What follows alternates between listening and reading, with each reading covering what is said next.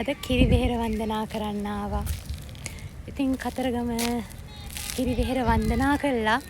අෂ්ටඵල බෝධිහාමුදුරන් වහන්සේත් වන්දනා කළා. කතරගම දෙවියන්ට ඒ පින් අනුමෝදන් කරා.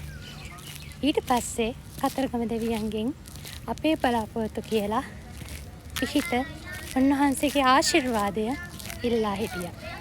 ගොඩක් දෙනෙක් කතරගම ආවහම මුලින්ම කරන්නේ කතරගම දේවාලයට ගිහිල්ලා කතරගම දෙවියන්ට පළතුරු පූජා කළා වන්දනා කරන එක. හැබැයි නියම ආකාරයෙන් කරනවා නම් මුලින්ම කිරිවෙහෙර වන්දනා කළා.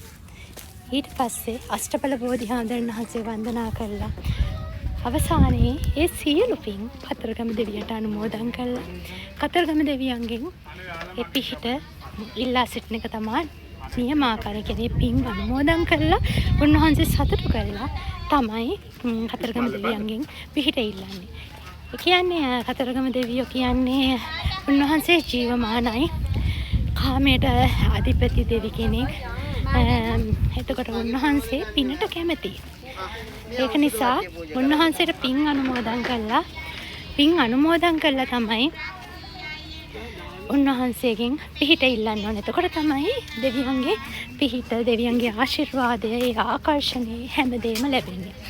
ඉතින් හරිම සතුටුයි. හරිම ලස්සනට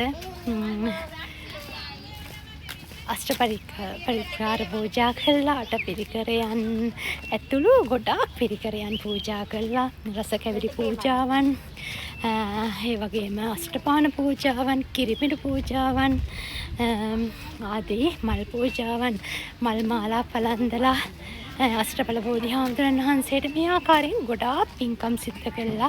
අවසානයේ කතරගම දෙවියන් වහන්සේ උදෙසා ඒ පින් අනුමෝදන් කළා. උන්වහන්සේගෙන් ආශිර්වාද පැතුවා. ඉතින් බලන් ඉන්න ඔයාලටත් උතුම් කිරිවෙහෙර සේහාමුදුරන් වහන්සේගේ පිහිට ආශිර්වාද මං කරපු සියලු පින් කුසල් ඔයාලටත් අනුමෝදන් කරනවා. සතුටින් අනුමෝදන් වෙන්නේ. ඒ වගේම කතරගම දෙවිහාමුදුරන් වහන්සේගේ පිහිට ආශිර්වාදය ඔයාලා හැම දෙනාටමත් ලැබෙන්න කියලා ප්‍රාර්ථනා කරනවා. ඉතින් හරිම ලස්සනයි. අද අවුව තියෙනවා. වෙනදට මේ දවස් ටිකේ වැස්ස තිබ්බා. නමුත් පින්කමේ අනුහස ආශිර්වාදයෙන් අද දවසේ කාලගුණය හරිම සෞම්‍යයි. ඉතින් පොඩි පින්නක් ගියා. කිසිම හානියක් වුණේ නැහැ. හැමදේම හරිම ලස්සනට සිද්ධ වුණා. ඉතින් නොසිතූ විදිහට විවිධ පිහිට ආශිර්වාදයන් ලැබුණා. ස්වාමින් වහන්සේ කෙනෙක් මුණ ගැහුණා. උන්වහන්සේ අපිට කිරිවෙහෙර පූජාවන් තියන්න උදව් කරා. ඊට පස්සේ කතරගම දේවාලයේදී එතන අෂ්ටඵල බෝධිහාමුදුරන් වහන්සේ ගාව ඉන්න කපු මහත්තයා හම්බ වුණා. එයාගෙන් ගොඩාක් උදව් ලැබුණා. ඇතුලේ පූජාවන් තියන්න, ඒ පිහිට ගන්න, හැම දෙයකම. ඉතින් හරිම සතුටුයි. ඒක තමයි කතරගම දෙවියන්ගේ පිහිට කියන්නේ. උන්වහන්සේ ජීවමානව වැඩ ඉන්නවා කියන්නේ ඒකයි. උන්වහන්සේගේ පිහිට කියන්න බැරි තරම් හරි පිළිවෙලට නිවැරදිව වතාවත් කළා. උන්වහන්සේගෙන් පිහිට ඉල්ලනකොට ඒ පිහිට ආශිර්වාදය නොඅඩුව ලැබෙනවා. ඉතින් ඒක නිසා ඔයාලත් කතරගම එනවනම් මුලින්ම කිරිවෙහෙර වන්දනා කළා. අෂ්ටඵල බෝධිහාමුදුරන් වහන්සේත් වන්දනා කළා. ඊට පස්සේ කිරිවෙහෙර වන්දනා කරන්න එන්න කියලා, කිරිවෙහෙර කතරගම දෙවියන් වන්දනා කරන්න එන්න කියලා ආරාධනා කරනවා. ඒ විදිහට නියමාකාරයෙන් ඒ පූජාවන් විදිහට සිද්ධ කරොත් තමන් බලාපොරොත්තු වෙන ඒ ඕනම බලාපොරොත්තුවක් ඉෂ්ට කරගන්න ඒ දෙවියන්ගේ පිහිට නොඅඩුව ලැබෙනවා. ඒක තමයි සත්‍ය. ඉතින් මම ගොඩාක් දේවල් අහගත්තා ස්වාමින් වහන්සේගෙන්. අපි නොදන්න දේවල් උන්වහන්සේ සෑහෙන කාලයක් මෙතන වැඩ හිටියපු සේවාව කරන ස්වාමින් වහන්සේ නමක්. ඉතින් උන්වහන්සේ ගොඩක් දේවල් කියලා දුන්නා. නොදන්න දේවල්. ඉතින් මම ඒවා ඉදිරියටත් ඔයාලත් එක්ක බෙදා ගන්න කැමතියි.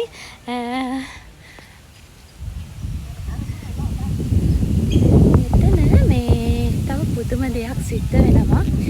ඒ කිරිවෙහෙර භූමියෙන් පහළ වීඩියෝ කරන්න ටිකක් අමාරුයි. නිකන් අර බොද්ද වෙන ගතියක් තියෙනවා. එතන කියන්නේ නම් ඒ හරියේ අර විවිධ බලවේග ක්‍රියාත්මක වෙන නිසා වීඩියෝ එක ක්ලියර් වෙන්නේ නැහැ කියලා. මොකද මම ස්වාමීන් වහන්සේත් එක්ක කතා කරන ගමන් පුංචි වීඩියෝ එකක් කරා.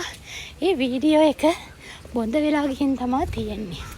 ඉතින් මගේ මේ හොඳ iPhone එකකින් කරේ. නමුත් වීඩියෝ එක ක්ලියර් වුණේ තියෙන්නේ කිරිවෙහෙර පසුපස හරවන්න හොඳ නෑ. ඒක නිසා මම ඔයාලට මේ විදිහට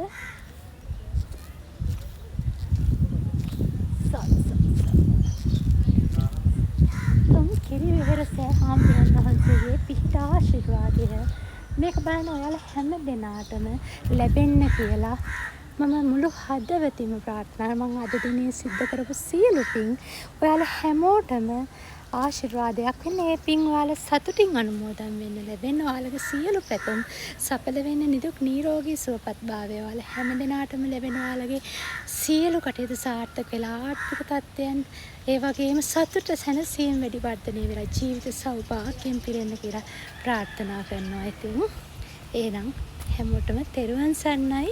හැම දිනාටම යහපතක්ම වෙන්න ඕනේ. ජීවිත සාර්ථක වෙන්න ඕනේ.